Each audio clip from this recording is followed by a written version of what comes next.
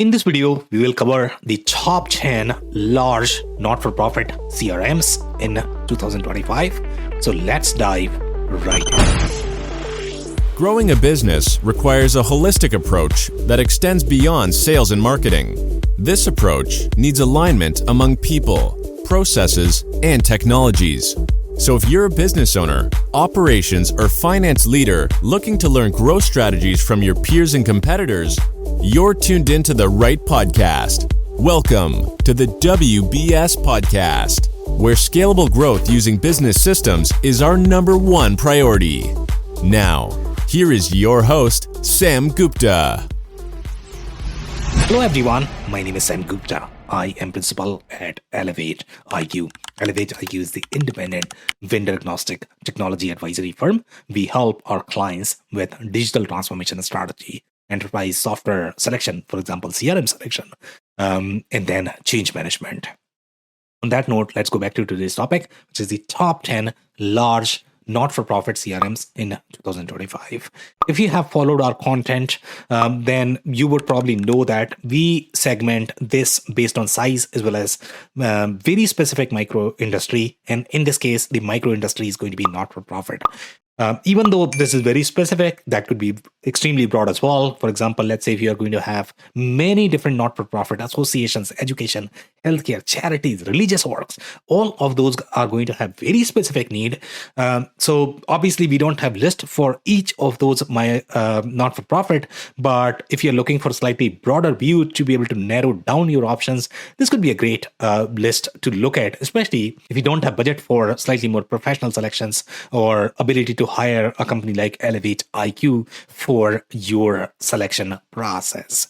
So now when it comes to the large segment, and large segment has very different need. For example, they are going to require a lot more customizable diversity because they are going to have a lot more business models that they might be acquiring as part of their M&A strategy. If you have all of that, then you would probably require something like large CRM, the CRMs that are listed on this particular list.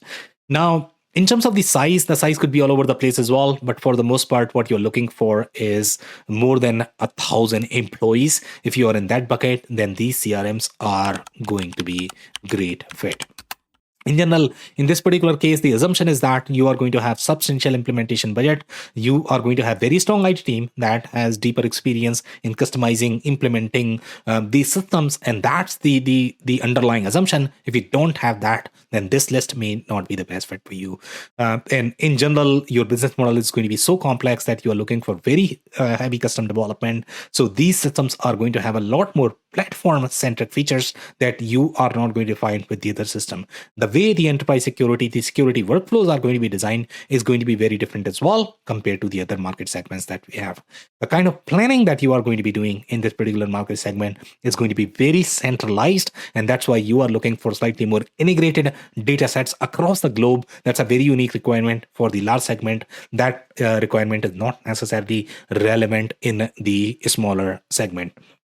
The criteria that we have used to compile this list is product share, acquisition strategy. If that is aligned with the enterprise segment or the large segment, then they are going to receive higher score on this list. We look at product roadmap, community, ecosystem, win rate, technology strategies. We are looking at a lot of different factors when we compile this list. So now let's look at the list.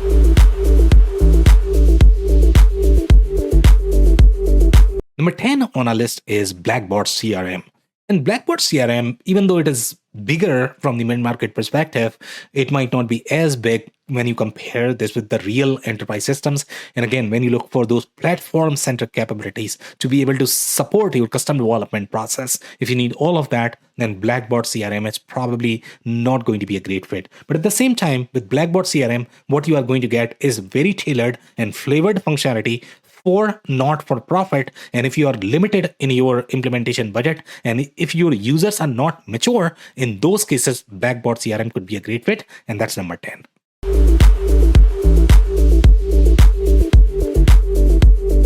Number 9 on our list is Pegasystems. And Pegasystems is a very complex technical platform. It might not be relevant for all of the not-for-profit, but if you are very strong in, let's say, for example, call center centric workflow, you have, for example, financial services business model as part of your not-for-profit, and there are different not-for-profits that are going to do many different things from the business model perspective. So if you have all of those needs, then Pegasystems could be a great fit in providing all of those capabilities that you might not be able to find with the other systems.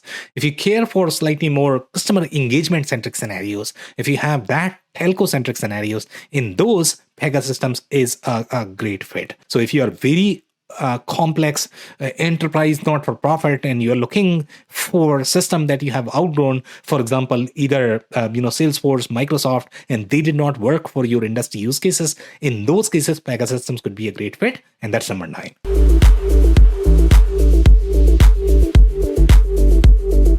Number 8 on our list is Lead Squared. And Lead Squared, when you look at the system, it's very prescriptive. The way it is designed, but the business model and data model that they have, it's slightly more customizable compared to other prescriptive systems that you are going to find. In this particular case, they have been proven with a lot of large education as well as healthcare not-for-profits. So their focus is limited in terms of the industry. And that's where if you are, let's say, in the education space or in the healthcare space, then you might want to include them with your review. But if you are going to be in other spaces, then they might not be the best fit because they might not have as many logos as well as installations in those spaces. For the most part, Lead Squared is going to be prescriptive. So again, you are complying with the constraints that the prescriptive system is going to have. So they are not going to be as customizable, as diverse as your Salesforce, Microsoft of the world, which is going to be a requirement in this particular segment. But if you're limited on budget and you're looking for very prescriptive system, then this could be a great fit. And that's number 8.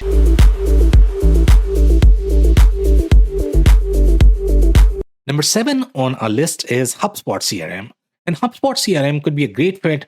Let's say if you care for omni-channel integration, if you are big on those upstream marketing centric use cases where you care for omni-channel traceability and you are trying to consolidate all of the systems that you use in your upstream marketing workflows, and you might have, let's say, another system for your downstream use cases, or you just don't have as complex processes for your downstream operations. If that is the case, then HubSpot CRM could be a great fit. But in general, not for profit, especially when you look at the enterprise or large scale, they are going to be a lot more complex. In those use cases, HubSpot CRM may not be the best fit, and that's number 7.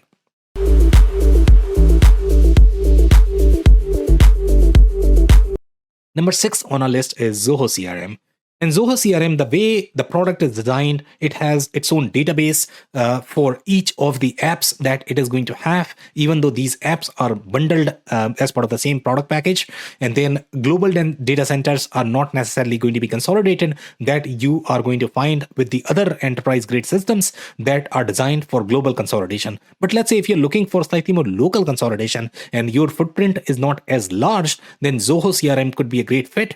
It is not going to be as complex and as customizable as the other enterprise system, but it's a great fit for companies that might be limited on budget and they are looking for slightly easier to use platform compared to some of these enterprise systems. So that's number 6.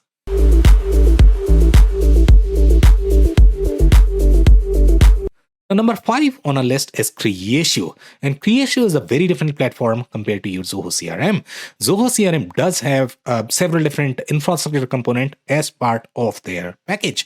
But Creatio was designed for low-code, no-code scenarios. So they are going to be naturally fit for all of those CRUD scenarios when you are going to be very heavy in your custom development, etc.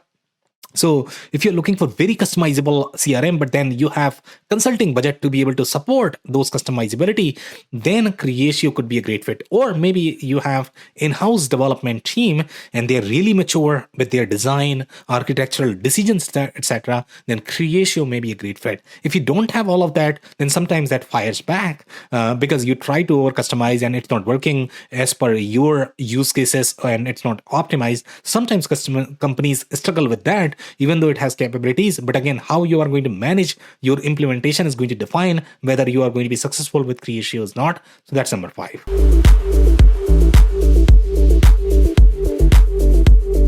Number 4 on our list is SAP C/4HANA. And SAP C/4HANA is designed for those enterprise use cases where you are much richer in terms of your privacy management and in terms of the kind of permission management that you are going to have. If you are going to be in regulated spaces, for example, let's say if you are in Europe geography, in those cases, you are going to require much thicker workflows for the privacy management as well as the regulatory management. SAP C/4HANA, it has many different platforms consolidated as part of their product. And if you are going to be on SAP S/4HANA as your ERP, then some of the integration workflows are going to feel far more natural as well. But SAP C/4HANA is not going to have as deep capabilities. For example, let's say if you compare this with Oracle CX Cloud, they are slightly richer from the marketing automation workflow perspective. Even though SAP C/4HANA is going to have one product, that product may not be aligned with every single business model as well as workflows.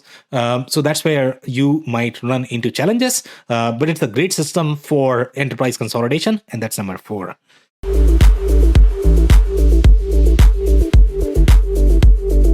Now, number 3 on our list is Oracle CX Cloud. Oracle CX Cloud is a very similar system as your SAP C/4HANA.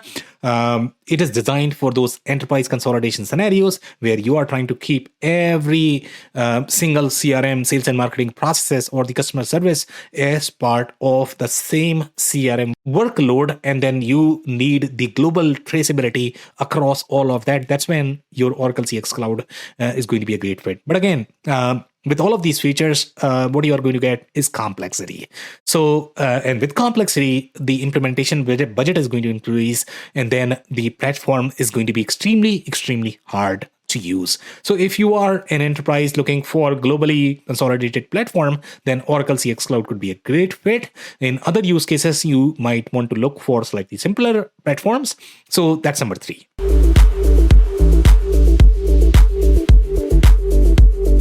Number 2 on our list is Microsoft Dynamics 365 CE. And Microsoft Dynamics 365 CE is a very enterprise-grade platform, is designed for all of those global consolidations, similar to your SAP C/4HANA or Oracle CX Cloud. But as a category, as the software, Microsoft has far more logos compared to your Oracle or SAP. They might not be as modern. Their R&D investment might not be as much in their CRM portfolio. But with Microsoft, that is their bread and butter. So they are investing a lot in this. The ecosystem, the capabilities are going to be very similar to Salesforce. In general, the way Microsoft Dynamics 365 CRM is designed, the data model is slightly tight for the operational use cases compared to Salesforce. Salesforce prioritizes ease of use compared to the tightness of data integrity. So with Microsoft, you are going to get a lot more data integrity with the way platform is designed, but at the same time, it's going to be slightly harder to use. So depending upon what you care for, whether you care for ease of use or data integrity. So those two, and generally the larger companies, they care for data integrity a lot more because at that stage, they would want globally consolidated planning. And if they are not able to do that, then they are going to run into a lot of challenges. Their profitability might suffer. So at the enterprise scale, you need data integrity. And if you care for that, then Microsoft Dynamics 365 CE could be a great fit. And that's number 2.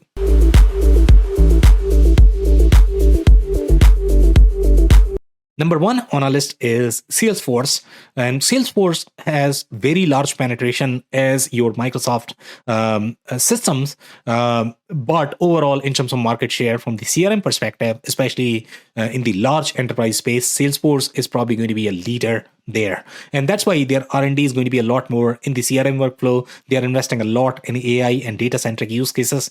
Their platform is very enterprise grade. So if you want to develop any sort of custom processes on top of Salesforce, obviously that is going to increase your custom implementation budget, the configuration budget, consulting budget, etc. But Salesforce is going to allow you to all of that. With other systems, you might run into challenges. With Salesforce, the other advantage that you have is they also have their industry-specific editions. In this particular case, they are going to have NPSP, which is the not-for-profit edition. But again, you might get that from Salesforce perspective, so you don't necessarily have the vendor risk, but at the same time, you might be constrained by the licensing challenges. So you still need to perform very deep due diligence in terms of what is going to work from the architecture perspective, and if you are going to have any sort of data migration risk or architecture risk. And that's where companies like Elevate IQ can help you with that process. So that's number one. On that note, if you enjoyed this video, we publish these videos on a weekly basis. So don't forget to hit the subscribe button. If you care for slightly broader view, comparing different platforms, and you need insights into your implementation planning, etc., then you might want to download our digital transformation report. This podcast is also available in the audio form. So on major podcasting platforms, if that is your preferred choice, you might want to check there. And then we are also going to link a very detailed report that is going to have much deeper analysis. On that note, thank you so much for tuning in. I'll see you in the next one. Thank you for listening to another episode of the WBS podcast. Be sure to subscribe on your favorite podcasting platform so you never miss an episode. For more information on growth strategies for SMBs using ERP and digital transformation, check out our community at WBS.rocks. We'll see you next time.